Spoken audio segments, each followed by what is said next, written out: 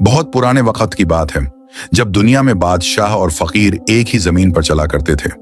उन दिनों एक छोटा सा गांव था जिसके नाम का कोई खास जिक्र इतिहास में नहीं। वहां एक किसान रहता था, अरशद नाम का। अरशद कोई अमीर जदा नहीं था, न ही किसी रईस का बेटा। वो सिर्फ एक मेहनतकश इंसान था जिसकी रोजी रोटी का सहारा उसकी अपनी दोनों हथेलियां और उसका पसीना था। अरशद की जिंदगी सादा थी लेकिन खाली नहीं। उसकी बीवी फातिमा एक नेक और समझदार औरत थी जो थोड़े में गुजारा कर लेना जानती थी। उनका एक जवान बेटा था, सलीम। सलीम उम्र में 20-22 साल का था, लेकिन अक्ल में अभी भी कच्चा। उसकी आंखों में हमेशा जल्दी अमीर बनने के ख्वाब तैरते रहते थे। अरशद उसे समझाता, बेटा, बरकत उसी रोटी में है जो अपने हाथों की मेहनत से कमाई जाए। मगर सलीम के कानों में ये नसीहतें पानी की तरह बह जाती। अरशद के पास खेती के लिए कुछ जमीन थी, बस इतनी जितनी में एक परिवार पेट भर सके। जमीन भी कोई बहुत जरखेज नहीं थी, पत्थर मिट्टी में मिले हुए, और बारिश का कोई भरोसा नहीं। फिर भी अरशद हर रोज सुबह सवेरे उठता, अपना लकड़ी का पुराना हल उठाता और खेत की तरफ निकल पड़ता। उसके बैल भी उतने ही बूढ़े थे जितना उसका हल। एक का नाम था मोती और दूसरे का हीरा।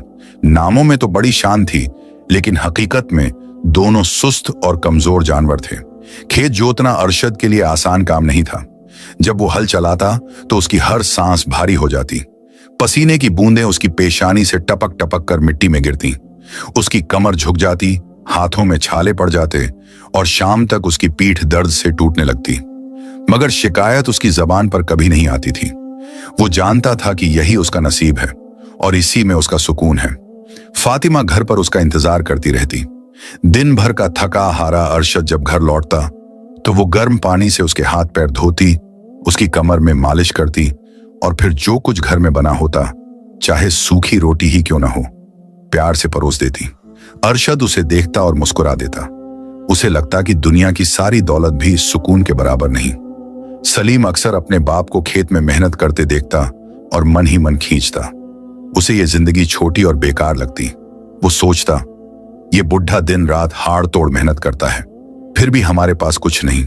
काश कोई ऐसा रास्ता होता कि बिना इतनी मशक्कत के अमीर बन जाए। मगर अरशद उसकी ये सोच जानता था, इसलिए वो बार बार उसे समझाता, बेटा, जो दौलत मेहनत के बिना मिले वो आफत बनकर आती है। एक दिन की बात है, मौसम बदलने वाला था और अरशद को अपने खेत में नई फसल के लिए तैयारी करनी थी। सुबह का वक्त था, आसमान में हल्की हल्की लालिमा फैल रही थी। अरशद ने अपने बैलों को जोड़ा, हल पकड़ा और अल्लाह का नाम लेकर खेत जोतने लगा। मिट्टी सख्त थी, हल आसानी से नहीं चल रहा था। अरशद जोर लगाता, बैल हाँकता और धीरे धीरे खेत की मिट्टी उलटने लगी। दोपहर तक आधा खेत जोत चुका था अरशद। उसने एक पेड़ की छांव में बैठकर थोड़ा आराम किया। फातिमा उसके लिए रोटी और प्याज लेकर आई थी। दोनों ने मिलकर खाना खाया, थोड़ी बातें की और फिर अरशद फिर से काम में जुट गया। उसे इस बात का कोई अंदेशा नहीं था कि आज की शाम उसकी पूरी जिंदगी बदलने वाली है। शाम का वक्त था, सूरज ढलने वाला था। अरशद खेत के एक कोने में हल चला रहा था। अचानक हल को किसी सख्त चीज से टक्कर लगी। आवाज ऐसी आई जैसे धातु से धातु टकराई हो। अरशद ने बैलों को रोका और झुक कर देखा। मिट्टी के अंदर कुछ चमक रहा था। उसने अपने हाथों से मिट्टी हटाई और जो सामने आया उसे देखकर उसकी आंखें फटी की फटी रह गईं। मिट्टी के नीचे से एक हल निकला, लेकिन यह कोई साधारण लकड़ी या लोहे का हल नहीं था। यह सोने का बना हुआ था, चमकदार, भारी और एकदम नया लग रहा था, जैसे अभी अभी किसी सुनार की दुकान से निकला हो। हल की नोक भी सोने की थी और उसमें कुछ अजीब से निशान बने हुए थे, ऐसे निशान जो किसी पुरानी जबान में लिखे लगते थे। अरशद कुछ देर तक उस हल को देखता रहा। उसका दिल तेजी से धड़कने लगा। सोचने लगा, ये सोना है या कोई धोखा? अगर सच में सोना है तो ये यहां कैसे आया? किसी ने दबाया होगा या फिर? उसने इर्द गिर्द देखा। खेत में कोई और नहीं था। दूर दूर तक सिर्फ खामोशी थी। उसने धीरे से हल को मिट्टी से बाहर निकाला। हल असली में बहुत भारी था। अरशद ने उसे अपने कंधे पर उठाया और तेजी से अपनी झोंपड़ी की तरफ चल पड़ा। रास्ते भर उसका दिल बैठा जा रहा था। वो सोच रहा था, अगर किसी ने देख लिया तो? अगर ये किसी बादशाह का माल निकल आया तो? मगर साथ ही एक ख्याल उसे राहत भी दे रहा था। शायद अल्लाह ने मेरी मेहनत देख ली। शायद ये मेरी किस्मत का सिक्का पलटने वाला है। झोंपड़ी में पहुंचकर अरशद ने हल को एक पुराने कपड़े से ढक दिया और फातिमा को बुलाया। फातिमा काम में लगी थी, लेकिन अरशद की आवाज में जो बेचैनी थी उसे सुनकर वो फौरन दौड़ी आई। क्या हुआ? तुम इतने परेशान क्यों लग रहे हो? उसने पूछा। अरशद ने कपड़ा हटाया और हल को दिखाया। फातिमा की आंखें चौड़ी हो गईं। उसने हल को छुआ, फिर अरशद की तरफ देखा। ये सोना है। उसकी आवाज कांप रही थी। लगता तो यही है, अरशद ने कहा। खेत में मिला है, मिट्टी के नीचे दबा था। फातिमा कुछ देर खामोश रही, फिर बोली, अरशद, मुझे अच्छा नहीं लग रहा। जो चीज इतनी आसानी से मिल जाए उसमें खैर नहीं होती। ये किसी का हो सकता है या फिर क्या? अरशद ने पूछा। या फिर ये कोई आजमाइश हो? फातिमा ने कहा। उसकी आवाज में डर था। मैंने सुना है कि पुराने वक्त में लोग अपनी बद्दुआओं को चीजों में बंद कर देते थे, कब्रों में, जेवरात में और कभी कभी औजारों में भी। अरशद ने हंसने की कोशिश की। तुम बेकार की बातें सोच रही हो। ये सिर्फ एक हल है, सोने का हल। हम इसे बेच सकते हैं और जिंदगी भर के लिए फिक्र से आजाद हो सकते हैं। मगर उसी वक्त सलीम कमरे में दाखिल हुआ। उसने सोने के हल को देखा और उसकी आंखों में चमक आ गई, लालच की चमक।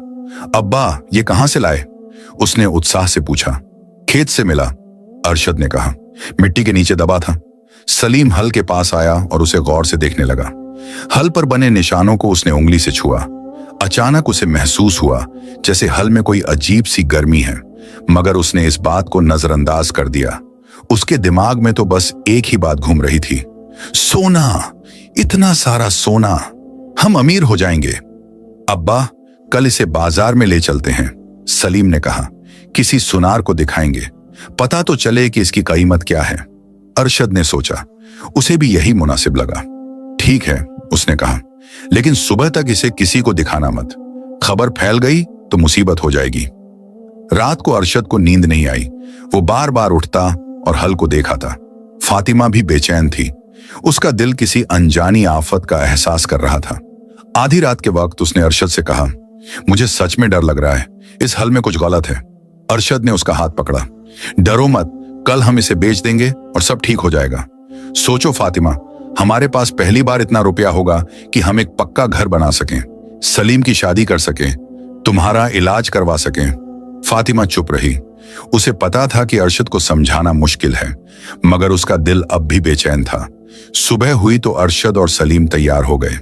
उन्होंने हल को एक बोरे में छिपाया और बाजार की तरफ चल पड़े। फातिमा दरवाजे पर खड़ी उन्हें जाते देखती रही। उसकी आंखों में आंसू थे, मगर वो नहीं जानती थी कि क्यों। बाजार पहुंचकर उन्होंने एक पुराने सुनार की दुकान ढूंढी। सुनार का नाम था हाजी इब्राहिम, एक बूढ़ा और तजुर्बेकार आदमी। अरशद ने बोरा खोला और हल दिखाया। हाजी इब्राहिम ने जब हल देखा तो उसका चेहरा फीका पड़ गया। उसने चश्मा उतारा, फिर से पहना और हल को बारीकी से देखने लगा। ये कहां से लाए हो? उसने कांपती आवाज में पूछा। खेत से मिला, अरशद ने कहा। क्या ये असली सोना है? हाजी इब्राहिम ने हल पर बने निशानों को देखा, फिर उसने सिर हिलाया। ये सोना तो है, मगर वो रुक गया। मगर क्या? सलीम ने बेसब्री से पूछा। मगर इस पर जो निशान है ये किसी बहुत पुरानी बला की निशानी है, हाजी साहब ने कहा।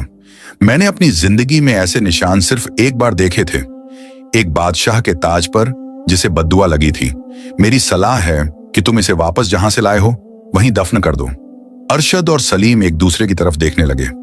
सलीम ने हंसते हुए कहा, हाजी साहब, आप बूढ़े हो गए हैं, ये तो बस अंधविश्वास की बातें हैं। बताइए इसकी कीमत क्या होगी? हाजी इब्राहिम ने गहरी सांस ली। अगर तुम बेचना ही चाहते हो तो मैं खरीद लूंगा, मगर याद रखना, जो दौलत इस हल से आएगी वो तुम्हारे काम नहीं आएगी। ये मेरी आखिरी चेतावनी है। अरशद के दिल में शक पैदा हो गया, मगर सलीम ने फौरन कहा, हमें चेतावनी नहीं, रुपए चाहिए। बताइए कितने देंगे? सलीम की जिद्द देखकर अरशद चुप रहा। हाजी इब्राहिम ने उन्हें एक बड़ी रकम का ऑफर दिया, इतनी रकम जितनी अरशद ने अपनी पूरी जिंदगी में कभी नहीं देखी थी। मगर तभी कुछ अजीब हुआ। जैसे ही हाजी साहब ने हल को छूने के लिए हाथ बढ़ाया, हल से एक धुआं सा निकला और हाजी साहब का हाथ जल गया। वो चीखे और पीछे हट गए। ये क्या? अरशद घबरा गया। मैंने कहा था हाजी इब्राहिम ने दर्द से कराहते हुए कहा, यह मुबारक चीज नहीं है, इसे ले जाओ यहां से, और अपनी खैरियत चाहते हो तो दफन कर दो। अरशद और सलीम भागते हुए दुकान से बाहर निकले। हल अब भी बोरे में था, मगर अब वो गर्म हो गया था, इतना गर्म कि छूना मुश्किल था। दोनों घबराए हुए घर की तरफ लौटे। घर पहुंचकर उन्होंने फातिमा को सारा किस्सा सुनाया। फातिमा ने कहा, मैंने कहा था ना कि इसमें कुछ गलत है, इसे फेंक दो, दूर कहीं फेंक दो। मगर सलीम ने जिद की, नहीं, इतना सोना, हम इसे यूं नहीं फेंक सकते, जरूर कोई और रास्ता होगा। अरशद परेशान था, एक तरफ उसकी बीवी की फिक्र थी, दूसरी तरफ सोने की चमक।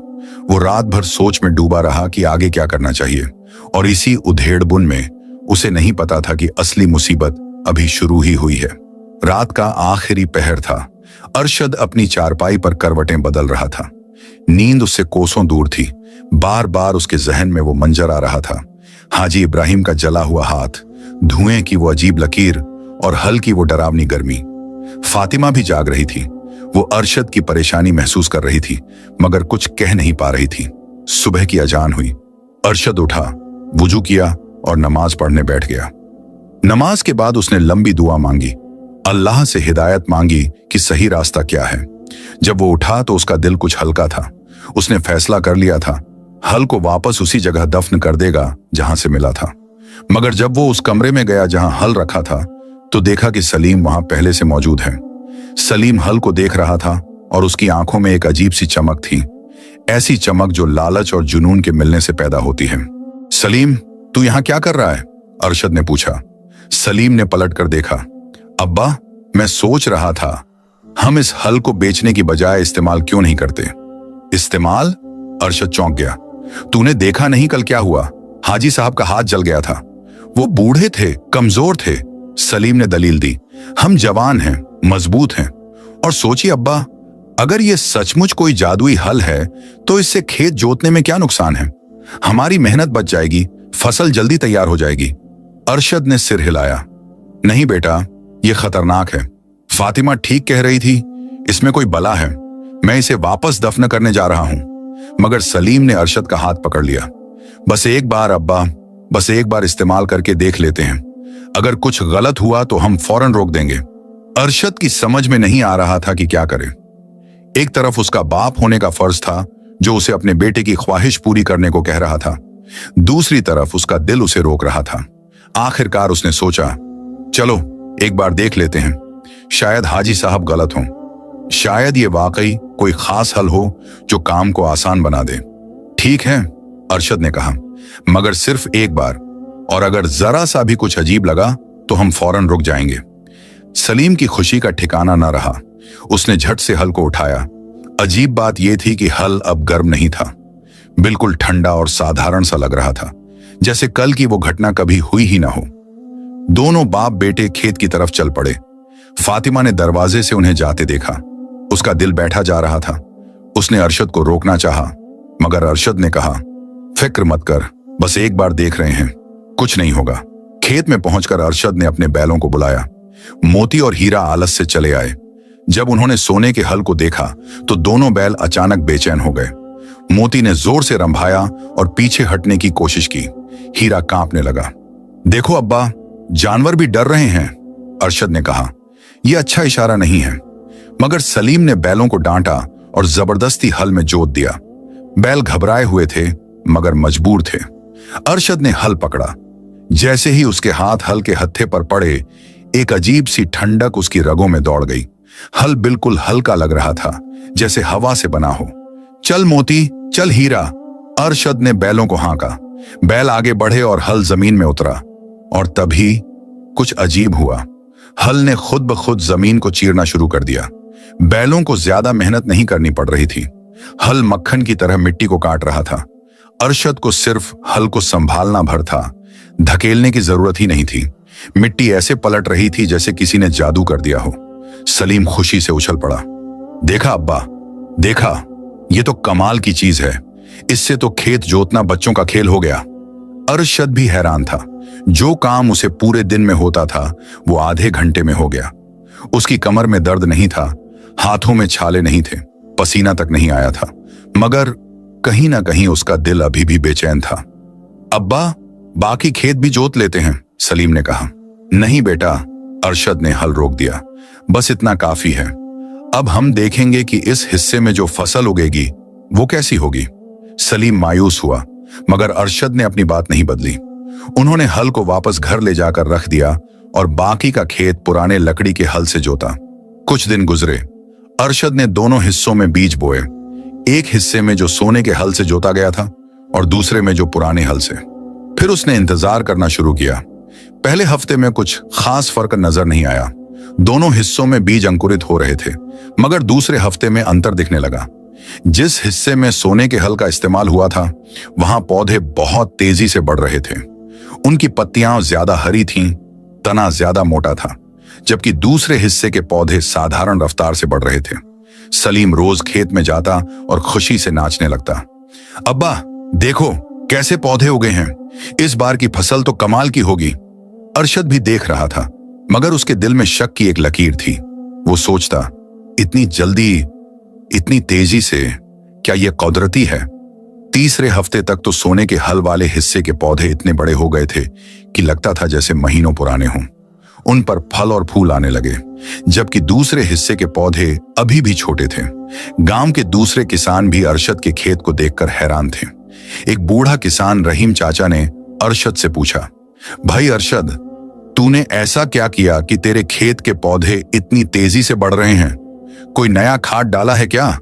अरशद ने टाल मटोल की, बस अल्लाह का करम है चाचा। मगर रहीम चाचा संतुष्ट नहीं हुए। वो गौर से पौधों को देखने लगे। फिर उन्होंने एक पत्ती तोड़ी और सूंघी। अचानक उनका चेहरा बदल गया। अरशद, ये पत्तियों से कोई अजीब सी बदबू आ रही है, जरा ध्यान रखना। अरशद ने भी पत्ती सूंघी। सच में एक हल्की सी कड़वी बदबू थी, मगर सलीम ने कहा, यह तो बस नई किस्म की फसल की खुशबू होगी चाचा, कोई बात नहीं। चौथे हफ्ते में फसल पूरी तरह तैयार हो गई। गेहूं की बालियां सोने की तरह चमक रही थीं, इतनी भारी और मोटी कि अरशद ने अपनी जिंदगी में ऐसी फसल कभी नहीं देखी थी। सलीम ने कहा, अब्बा, कल फसल काट लेते हैं, इस बार तो हम मालामाल हो जाएंगे। अगले दिन सुबह सवेरे दोनों बाप बेटे फसल काटने निकले। फातिमा भी साथ आई। उसे भी देखना था कि ये अजूबा फसल कैसी है। जब उन्होंने पहली बाली काटी और उसके दाने देखे तो सब हैरान रह गए।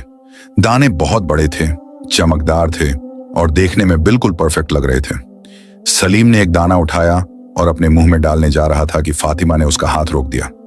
रुक जा सलीम, पहले इसे परखना होगा। अम्मी, आप भी, ये तो साधारण गेहूं है, सलीम ने कहा।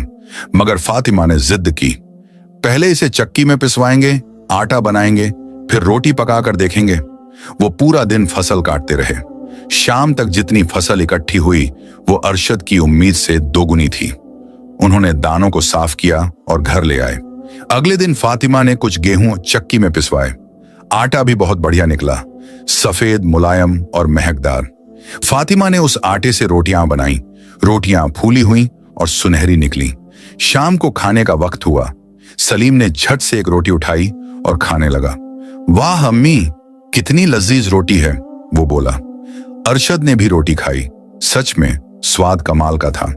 फातिमा ने भी थोड़ी रोटी खाई, मगर उसके चेहरे पर शक की लकीर थी। मुझे नहीं पता क्यों, मगर मुझे ये रोटी अच्छी नहीं लग रही।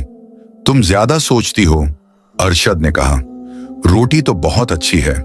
रात को सब सो गए, मगर आधी रात के बाद अजीब चीजें होने लगी। सबसे पहले सलीम को पेट में दर्द शुरू हुआ, फिर अरशद को और फिर फातिमा को।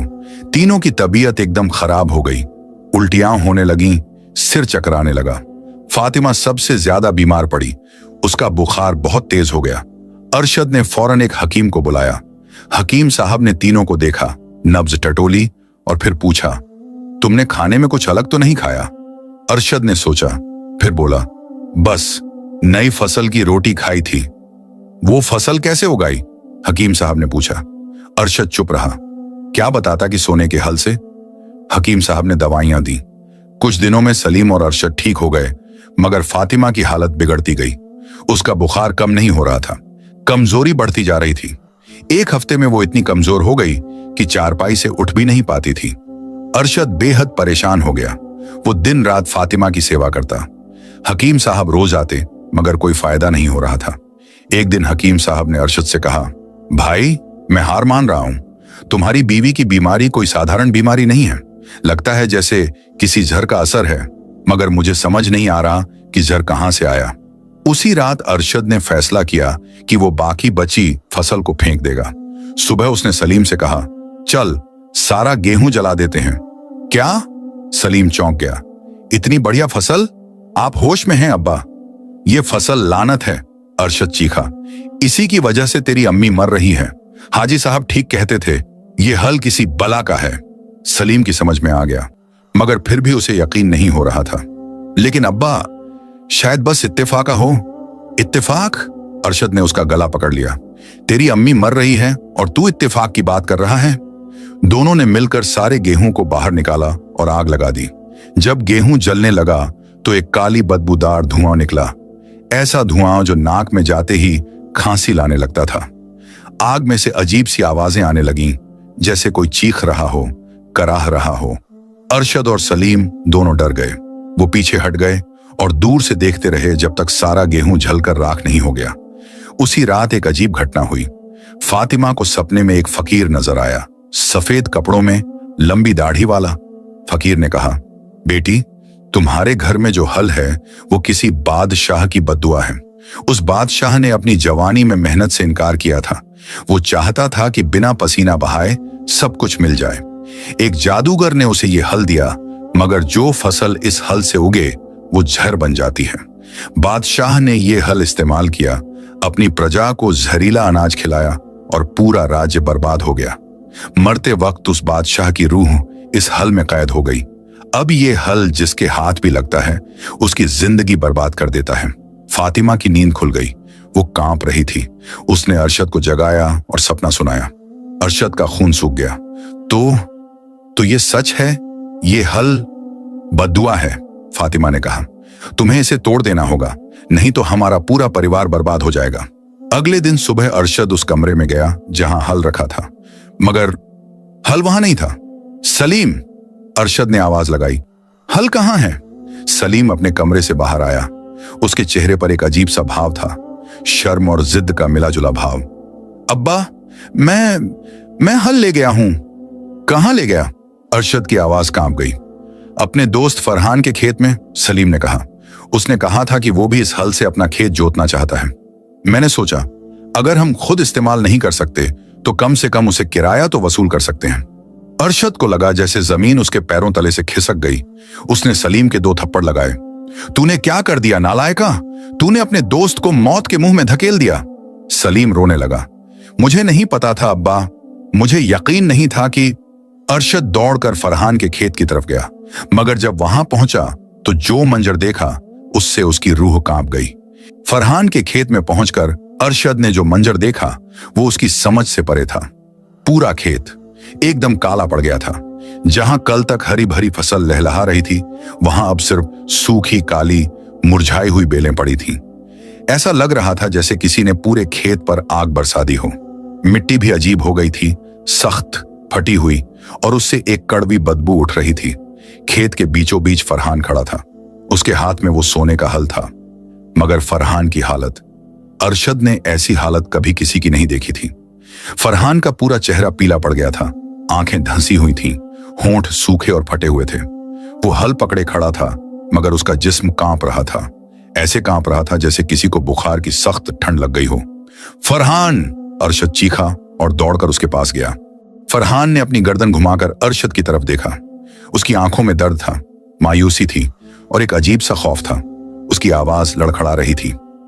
अरशद भाई, ये हल, इसने मेरा सब कुछ खत्म कर दिया। मैंने सुबह सुबह इससे खेत जोता। दोपहर तक पूरा खेत जुट गया। मैं बहुत खुश था, सोच रहा था कि कितनी जल्दी काम हो गया, मगर शाम तक देखो क्या हो गया। उसकी आवाज टूट गई। आंसू उसके गालों पर बह निकले। मेरी पूरी फसल, सब खत्म। मेरे दोनों बैल मर गए। जैसे ही मैंने उन्हें इस हल में जोता, वो चीखने लगे, उनके मुंह से झाग निकलने लगा और फिर वो वहीं गिर गए। अब मैं क्या करूंगा? मेरे पास कुछ नहीं बचा। अरशद का दिल बैठ गया। उसने फरहान के कंधे पर हाथ रखा। मुझे माफ कर दे भाई, ये सब मेरी गलती है। मैंने तुझे नहीं बताया कि ये हल किस किस्म का है। फरहान ने हल को जमीन पर पटक दिया। हल गिरते ही एक अजीब सी आवाज के साथ जमीन में धंस गया, जैसे जमीन ने उसे निगल लिया हो। ले जा इसे यहां से, फरहान ने कहा। मेरी नजरों से दूर कर इसे, मैं इसे देखना तक नहीं चाहता। अरशद ने हल को जमीन से खींचकर निकाला। हल अब फिर से गर्म हो गया था। उसे छूते ही अरशद के हाथों में जलन सी महसूस हुई। उसने जल्दी से अपनी चादर में हल को लपेटा और वहां से चल दिया। घर पहुंचकर उसने देखा कि सलीम घर में नहीं था। फातिमा ने बताया कि सलीम सुबह से ही कहीं गया हुआ है। अरशद को बुरा लगा। उसने हल को एक अंधेरे कमरे में बंद कर दिया और ताला लगा दिया। शाम को सलीम घर लौटा। उसके चेहरे पर एक अजीब सी चमक थी, ऐसी चमक जो अरशद ने पहले कभी नहीं देखी थी। सलीम की आंखों में एक जुनून सा था और उसके होंठों पर एक मुस्कान थी जो बिल्कुल भी मासूम नहीं लग रही थी। सलीम, तू कहां था? अरशद ने पूछा। बस यूं ही घूम रहा था अब्बा, सलीम ने टालते हुए कहा, मगर उसकी आवाज में कोई सच्चाई नहीं थी। अरशद ने उसे गौर से देखा। तूने फरहान के खेत का हाल देखा? सलीम का चेहरा फीका पड़ गया। हाँ देखा, बहुत बुरा हुआ, मगर अब्बा शायद वो उसकी अपनी गलती हो। शायद उसने हल सही तरीके से इस्तेमाल नहीं किया। अरशद का गुस्सा फूट पड़ा। गलती?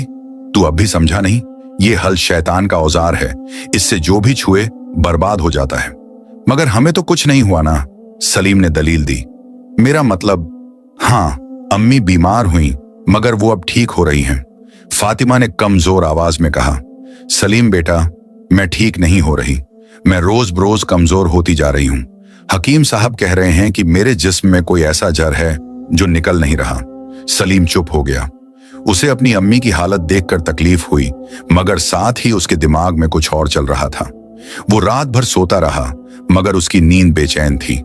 बार बार उसे वो सोने का हल नजर आता, चमकता हुआ, बुलाता हुआ। अगले दिन सुबह जब अरशद खेत में गया और फातिमा सो रही थी, सलीम ने चुपके से उस कमरे का ताला तोड़ दिया जहां हल रखा था। उसने हल को निकाला और एक बोरे में छुपाकर घर से बाहर निकल गया। सलीम सीधा बाजार की तरफ गया। वहां उसका एक दोस्त था, शमसुद्दीन नाम का एक सौदागर, जो सोने चांदी का काम करता था। सलीम उसके पास पहुंचा और बोला, शमसू भाई, मेरे पास एक ऐसी चीज है जो तुम्हें अमीर बना सकती है। शमसुद्दीन ने शक भरी नजर से उसे देखा। क्या बात कर रहा है तू? अमीर बनाने वाली चीज दिखा तो सही। सलीम ने बोरा खोला और हल दिखाया। शमसुद्दीन की आंखें फैल गईं। ये तो सोने का है, इसे कहां से लाया?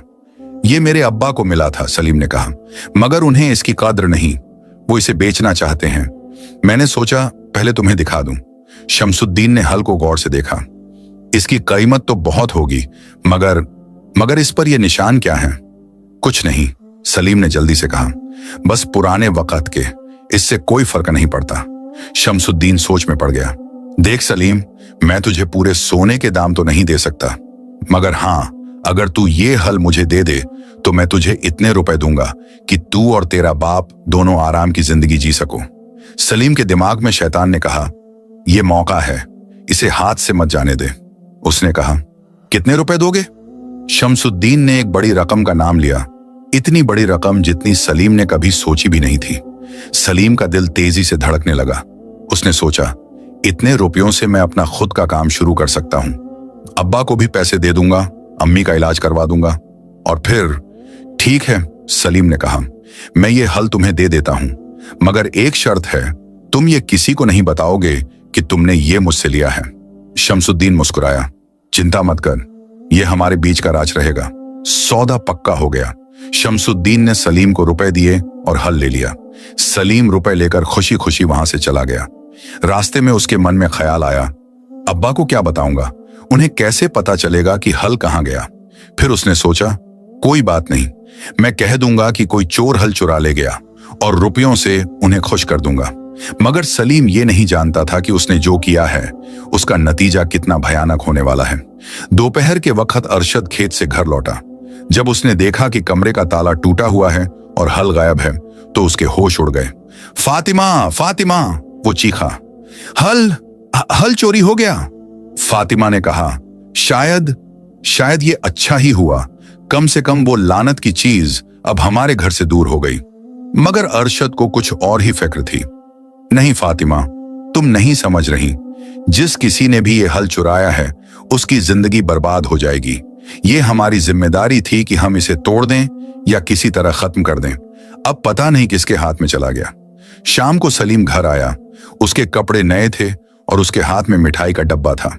अरशद ने उसे देखा तो चौंक गया। ये सब कहां से लाया? सलीम ने मुस्कुराते हुए कहा, अब्बा, मैंने एक काम पकड़ा है, एक सौदागर के यहां। उसने मुझे पेशगी दी है। देखो। उसने अपनी जेब से रुपए निकालकर दिखाए।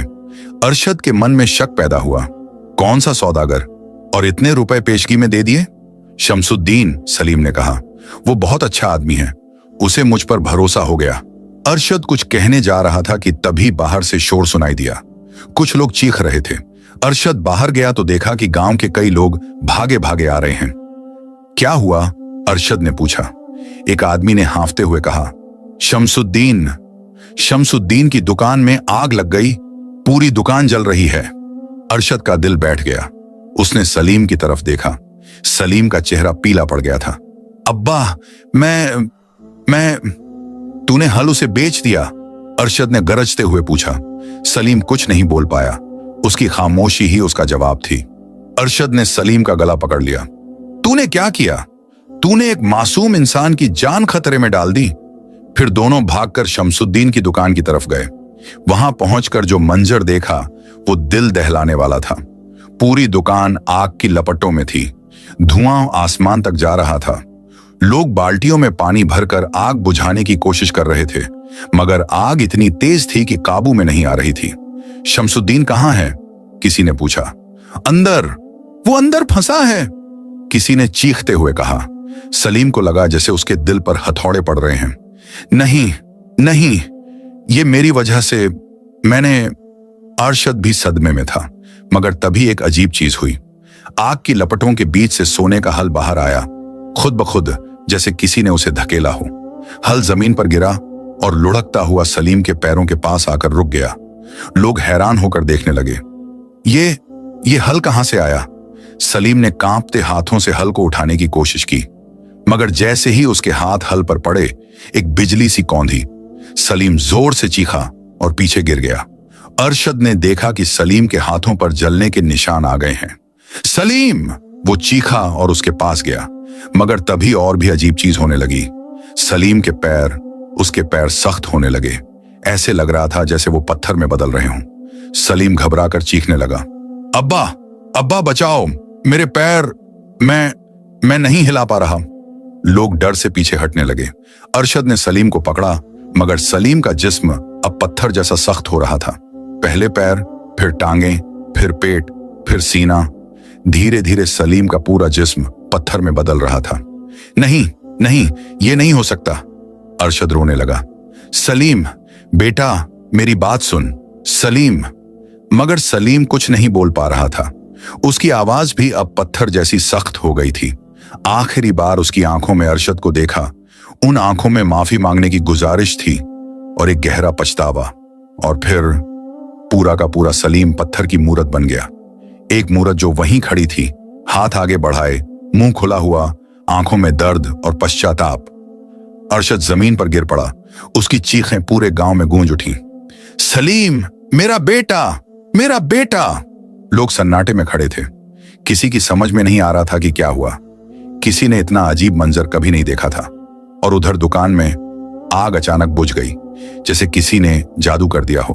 जब लोग अंदर गए तो शमसुद्दीन को बेहोश पाया। वो जिंदा था, मगर उसका पूरा जिस्म जल गया था। उसे फौरन हकीम के पास ले जाया गया। अरशद उस पत्थर की मूरत के सामने बैठ गया, जो कभी उसका बेटा हुआ करती थी। वो रोता रहा, गिड़गिड़ाता रहा, मगर सलीम वापस नहीं आया। रात हो गई। लोग अपने अपने घरों को चले गए, मगर अरशद वहीं बैठा रहा, अपने पत्थर बने बेटे के पास। उसके हाथों में वो लानती सोने का हल था, जो अब ठंडा और बेजान पड़ा था। मैंने तुझे कितनी बार समझाया था, अरशद फूट फूट कर रोया, मगर तूने मेरी एक न सुनी। और अब ये नतीजा। फातिमा को जब ये खबर मिली तो उसकी हालत और बिगड़ गई। वो बिस्तर से उठ भी नहीं पाई, बस रोती रही, अपने बेटे का नाम लेती रही। पूरी रात अरशद उसी जगह बैठा रहा। उसके दिमाग में एक ही सवाल घूम रहा था, अब क्या करूं? कैसे अपने बेटे को वापस लाऊं? सुबह होते होते उसने एक फैसला किया। उसे उस फकीर को ढूंढना होगा जिसका जिक्र फातिमा ने किया था। शायद वही कोई रास्ता बता सके, शायद वही बता सके कि इस लानत से कैसे छुटकारा पाया जाए। वो उठा, एक आखिरी बार अपने पत्थर बने बेटे को देखा और फिर चल पड़ा, उस फकीर की तलाश में, उस उम्मीद की तलाश में जो शायद अब भी बाकी थी। अरशद ने घर लौटकर फातिमा को सब कुछ बताया। फातिमा की हालत देखकर उसका दिल और भी बैठ गया। उसकी बीवी दिन ब दिन कमजोर होती जा रही थी और अब उसका बेटा पत्थर बन चुका था। मगर अरशद ने हिम्मत नहीं हारी। उसने फातिमा का हाथ पकड़ा और कहा, मैं उस फकीर को ढूंढ लूंगा जो तेरे सपने में आया था। वही बता सकता है कि इस मुसीबत से कैसे निजात मिले। फातिमा ने कमजोर आवाज में कहा, जाओ, जल्दी जाओ। मुझे डर है कि अगर देर हो गई तो सलीम हमेशा के लिए पत्थर बन जाएगा।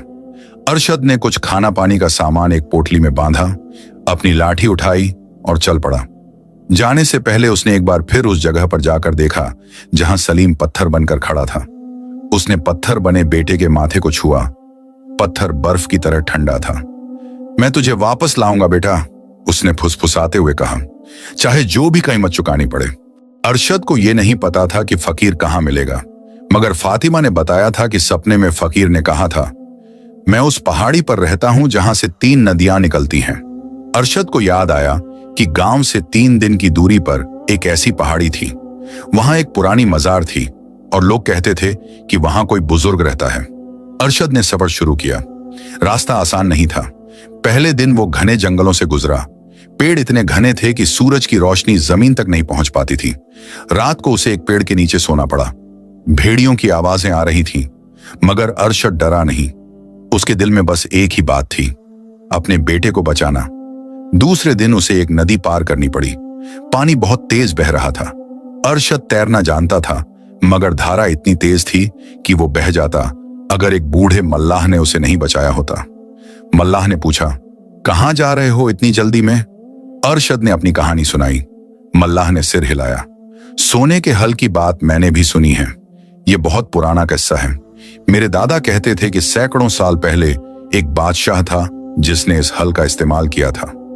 उस बादशाह का नाम था जुल्फिकार। वो बहुत आलसी और लालची था। उसने अपनी पूरी सल्तनत को बर्बाद कर दिया। मुझे उस फकीर तक पहुंचना है जो 3 नदियों वाली पहाड़ी पर रहता है, अरशद ने कहा। हां, मैं जानता हूं उस जगह को, मल्लाह ने कहा, मगर सावधान रहना, वहां पहुंचना आसान नहीं है। रास्ते में कई आजमाइशें हैं। जो सच्चा दिल नहीं रखता वो कभी फकीर तक नहीं पहुंच पाता। तीसरे दिन अरशद पहाड़ी की तलहटी में पहुंच गया। पहाड़ी बहुत ऊंची थी और ऊपर बादल छाए हुए थे। उसने चढ़ाई शुरू की। राह पथरीली थी और हर कदम पर फिसलने का खतरा था। दोपहर तक वो आधी पहाड़ी चढ़ चुका था। उसके पैरों में छाले पड़ गए थे, सांसें फूल रही थीं, मगर वो रुका नहीं। तभी उसे रास्ते में एक बूढ़ी औरत दिखाई दी। औरत एक भारी बोझ लिए जा रही थी। अम्मा, ये बोझ इतना भारी है, मैं मदद कर दूं? अरशद ने पूछा। बूढ़ी औरत ने उसकी तरफ देखा। तू खुद मुसीबत में है, फिर भी मेरी मदद करना चाहता है? हां अम्मा, अरशद ने कहा। मुसीबत में होने का यह मतलब नहीं कि इंसान दूसरों की मदद करना छोड़ दे। अरशद ने बूढ़ी औरत का बोझ उठाया और उसे पहाड़ी के ऊपर तक पहुंचाया। जब वो ऊपर पहुंचे तो बूढ़ी औरत अचानक गायब हो गई। उसकी जगह एक रोशनी दिखाई दी और एक आवाज गूंजी, तूने पहली आजमाइश पास कर ली। सच्चे दिल वाले इंसान को ही फकीर के दरबार में जगह मिलती है। अरशद चौंक गया। कौन हो तुम? उसने पूछा, मगर कोई जवाब नहीं आया। बस एक रास्ता दिखाई दिया, एक सकरी पगडंडी जो और ऊपर की तरफ जा रही थी। अरशद उस पगडंडी पर चल पड़ा। थोड़ी देर बाद उसे एक झोंपड़ी दिखाई दी। झोंपड़ी के सामने एक आदमी बैठा था, सफेद कपड़ों में, लंबी दाढ़ी वाला, और उसकी आंखों में एक अजीब सा नूर था। अरशद उस आदमी के पास गया और सलाम किया। आप ही वो फकीर हैं जो मेरी बीवी के सपने में आए थे? फकीर ने मुस्कुराते हुए कहा, हां बेटा, मैं ही हूं, और मैं जानता हूं तू क्यों आया है। तेरा बेटा पत्थर बन गया है, तेरी बीवी मर रही है, और वो सब उस लानती सोने के हल की वजह से। अरशद के आंसू निकल आए। हां बाबा, मुझे बचा लीजिए, मुझे बता दीजिए कि मैं क्या करूं। फकीर ने गहरी सांस ली। बैठ जा बेटा, मैं तुझे पूरी कहानी सुनाता हूं। जब तक तू असलियत नहीं जानेगा तब तक समाधान भी नहीं समझ पाएगा। अरशद बैठ गया। फकीर ने कहानी शुरू की। बहुत पुराने वक्त की बात है। एक बादशाह था जिसका नाम था जुल्फिकार। वो बहुत अमीर था, बहुत ताकतवर था, मगर बहुत आलसी भी था। उसे मेहनत से सख्त नफरत थी। वो चाहता था कि बिना कुछ किए सब कुछ उसके पास आ जाए। एक दिन एक काला जादूगर उसके दरबार में आया। जादूगर ने कहा, ए बादशाह, मैं तुम्हें एक ऐसी चीज दूंगा जो तुम्हारी सारी मेहनत खत्म कर देगी। तुम्हारी प्रजा को भी मेहनत नहीं करनी पड़ेगी। बादशाह खुश हो गया। जादूगर ने उसे सोने का हल दिया। बादशाह ने आदेश दिया कि पूरी सल्तनत में सिर्फ इसी हल का इस्तेमाल होगा। शुरू शुरू में सब खुश थे। खेत आसानी से जुट जाते, फसलें जल्दी तैयार हो जाती, मगर जल्द ही सच सामने आया। जो फसल उस हल से उगती वो जहरीली होती। लोग बीमार पड़ने लगे, मरने लगे। बादशाह ने जादूगर को बुलवाया, मगर जादूगर गायब हो चुका था। बादशाह को समझ आ गया कि उसे धोखा दिया गया है, मगर तब तक बहुत देर हो चुकी थी। उसकी पूरी सल्तनत बर्बाद हो गई। आखिर में बादशाह खुद भी उसी जहरीली फसल को खाकर मर गया। मरते वक्त उसने कहा, जो भी इस हल को इस्तेमाल करेगा उसे वही सजा मिलेगी जो मुझे मिली। जो इससे फायदा उठाने की कोशिश करेगा वो पत्थर बन जाएगा। उसकी रूह उस हल में कैद हो गई और वो हल एक बद्दुआ बन गया। अरशद सुनते सुनते कांप रहा था। तो मेरा बेटा इसीलिए पत्थर बन गया? हाँ, फकीर ने कहा, क्योंकि तेरे बेटे ने लालच में आकर हल को बेचा। उसने दूसरे की जान खतरे में डाली सिर्फ अपने फायदे के लिए। यह उसकी सजा है। मगर उसे वापस कैसे लाया जा सकता है? अरशद ने रोते हुए पूछा। फकीर ने उसकी आंखों में देखा। सिर्फ एक ही रास्ता है। तुझे खुद अपनी मेहनत से, अपने पसीने से, बिना किसी जादू या शॉर्टकट के एक फसल उगानी होगी। और जब वो फसल तैयार होगी तो उसके पहले दाने से तुझे अपने बेटे के पत्थर बने मुंह को छूना होगा। अगर तेरी मेहनत सच्ची हुई तो बद्दुआ टूट जाएगी।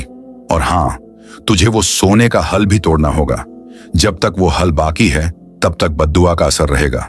मगर सोने का हल कैसे टूटेगा? अरशद ने पूछा। वो तो सोने का है, फकीर ने मुस्कुराते हुए कहा। असली सोना नहीं है वो जादू से बना है। जब तू अपनी सच्ची मेहनत की फसल उगाएगा और जब तेरा बेटा वापस आएगा तब वो हल खुद ब खुद टूट जाएगा। मगर शर्त यह है कि तुझे एक बार भी शॉर्टकट नहीं लेना है।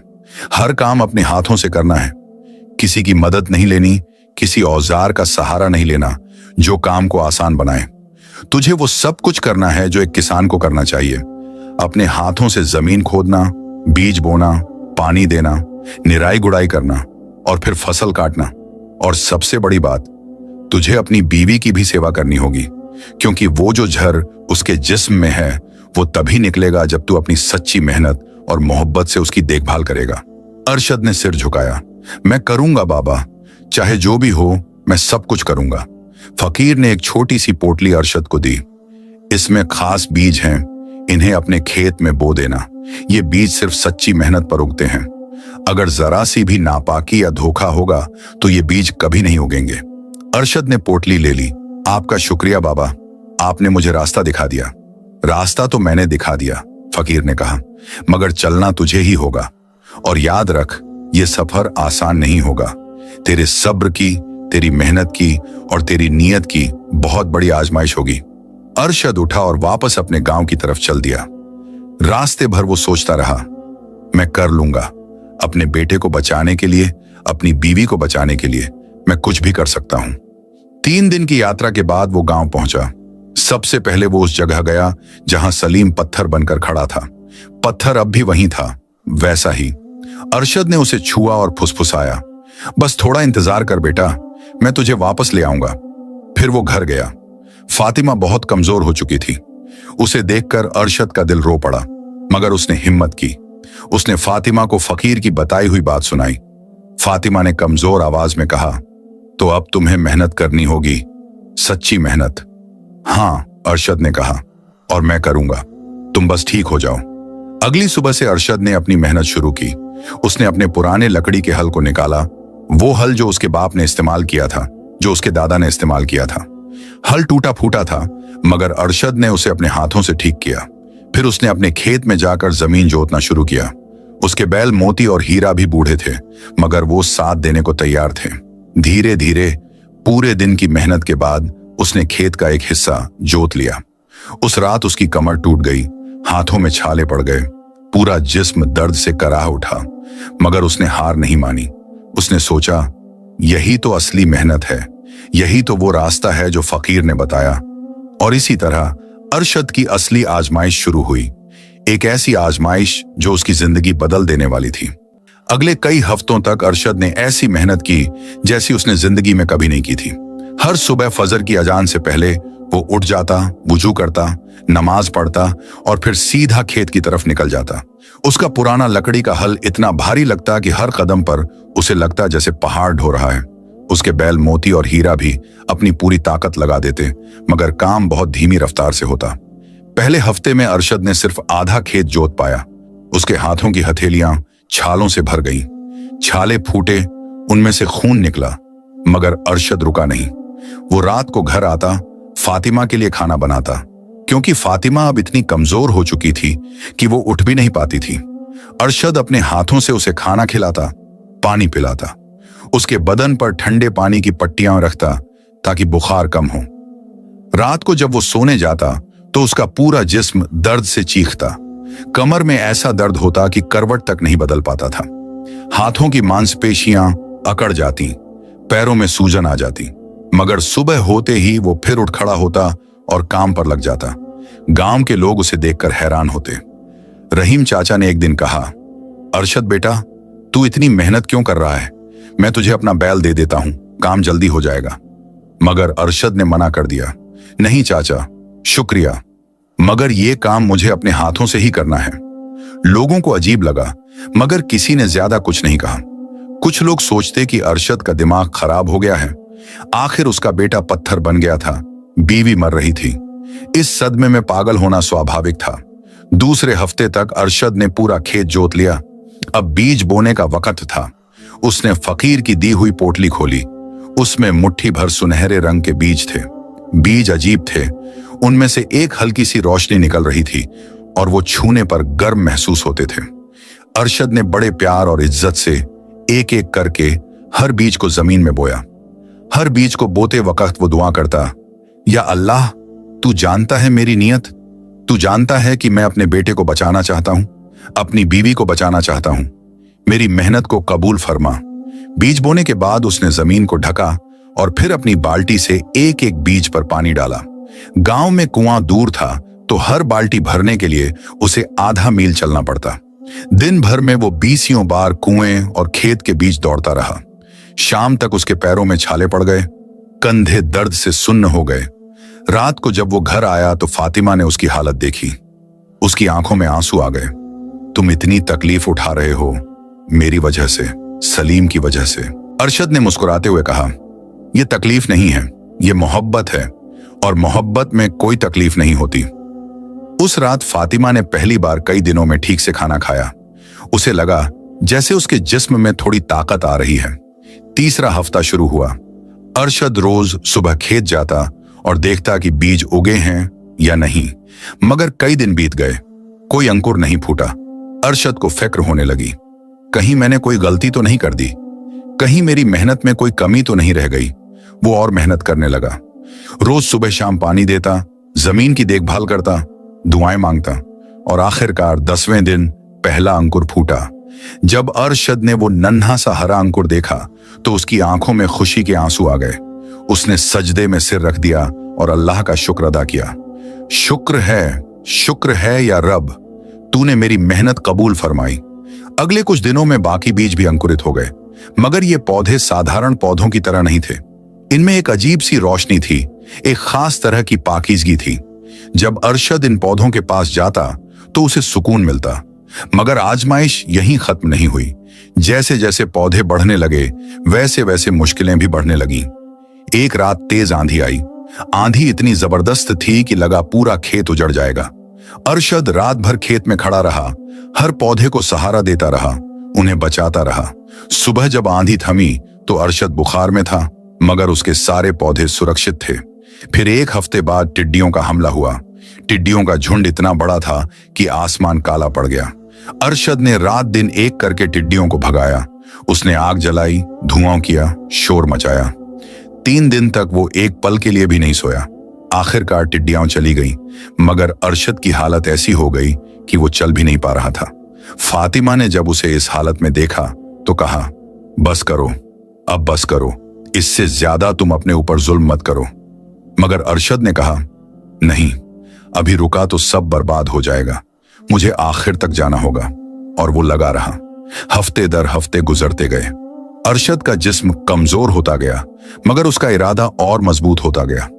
उसके हाथों के छाले अब घट्टे बन चुके थे। उसकी कमर हमेशा के लिए झुक गई थी। उसके बाल सफेद हो गए थे, मगर उसकी आंखों में एक नूर था, मेहनत का नूर, सच्चाई का नूर। और एक अजीब बात हो रही थी, जैसे जैसे अरशद की मेहनत बढ़ रही थी, वैसे वैसे फातिमा की सेहत सुधर रही थी। उसका बुखार कम होने लगा, कमजोरी दूर होने लगी। हकीम साहब भी हैरान थे। ये क्या करामात है, वो कहते। तुम्हारी बीवी को तो मरना ही था, मगर अब तो लग रहा है जैसे वो ठीक हो रही है। अरशद समझ रहा था। फकीर ने कहा था, सच्ची मेहनत और मोहब्बत से तेरी बीवी का जर निकलेगा। और वही हो रहा था। चौथे महीने में फसल तैयार होने लगी।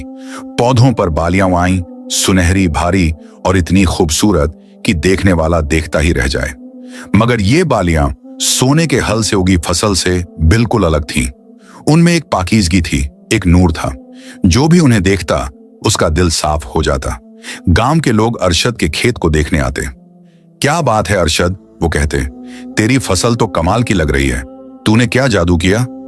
अरशद मुस्कुराकर कहता, कोई जादू नहीं चाचा, बस सच्ची मेहनत और अल्लाह का करम। आखिरकार वो दिन आया जब फसल काटने का वक्त हुआ। अरशद ने अपने हाथों से बड़े प्यार से पहली बाली काटी। उसने दानों को निकाला। दाने चमक रहे थे, सोने से भी ज्यादा कीमती, क्योंकि इनमें मेहनत की बरकत थी। अरशद ने एक दाना अपने हाथ में लिया और सीधा उस जगह की तरफ दौड़ा जहां सलीम पत्थर बनकर खड़ा था। गांव के सारे लोग पीछे पीछे आ गए। सबको जानना था कि अरशद इतनी मेहनत क्यों कर रहा था। अरशद पत्थर की मूरत के सामने खड़ा हुआ। उसने आसमान की तरफ देखा और दुआ मांगी, या अल्लाह, मैंने अपनी पूरी ताकत लगा दी, मैंने अपने पसीने से, अपने खून से यह फसल उगाई। अब तू ही मेहरबानी कर, मेरे बेटे को वापस लौटा दे। फिर उसने वो सुनहरा दाना सलीम के पत्थर बने होंठों पर रख दिया। कुछ देर के लिए कुछ नहीं हुआ।